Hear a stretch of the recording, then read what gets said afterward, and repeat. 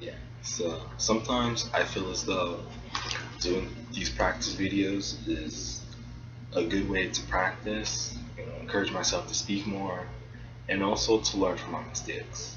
And I think that's one of the things I like about learning foreign languages, that you can make mistakes and then learn as well as grow from those mistakes. Sometimes, I actually enjoy, learning words from online and then practicing them with my coworkers. And, you know, every once in a while, I'll get some sense of enjoyment when they correct me. And that's because, whenever they correct me, I'm one step closer to becoming a better speaker. So, yeah, so one of my main struggles with Mandarin is the tones. I mean, yeah, because sometimes I'll do like maybe 10 or 20 words a day. So sometimes when I wake up and the next day, I have, you know, maybe three different words in my head, but then I'll mix the tone.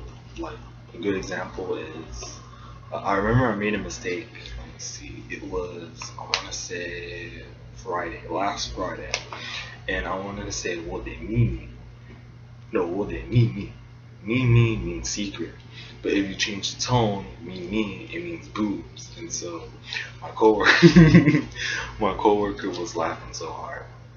And my other coworker was explaining to me, if you say it the wrong way, you kind of say, you kind of make people laugh.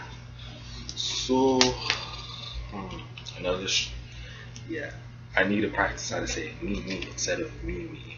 Because, let me see, another struggle, um, is just practicing every day. Let me see, another struggle of mine. I think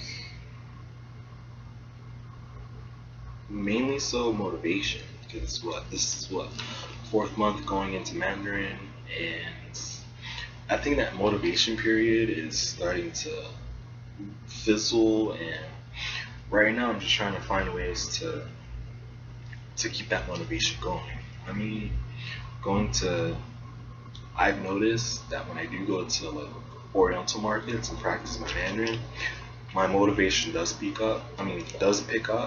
However, I'm thinking of challenging myself into watching soap operas with the Chinese characters that also do not have the English subtitles, because I feel like now that I can somewhat understand what the actors or actresses are saying, that now the English subtitles will be a hindrance. So starting tomorrow, I'm going to watch a soap opera. I think it's Jiao Yo Xi.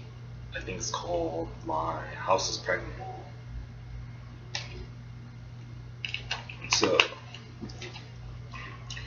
So I'm gonna, starting tomorrow, challenge myself, watch a soap opera with no English subtitles, and hopefully I'll just pick up a few more words. I mean, learning languages is a lot of work, but then eventually it's gonna pay off. And fortunately, I gotta know a lot of characters for that work to pay off. And once I get my tones right, another thing I want to start doing is maybe go over the words that I know, practice them in different tones.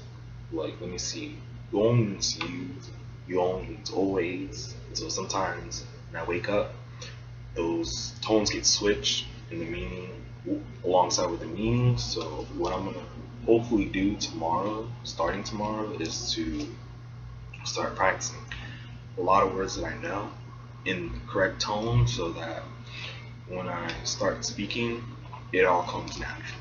So, Sai Chen.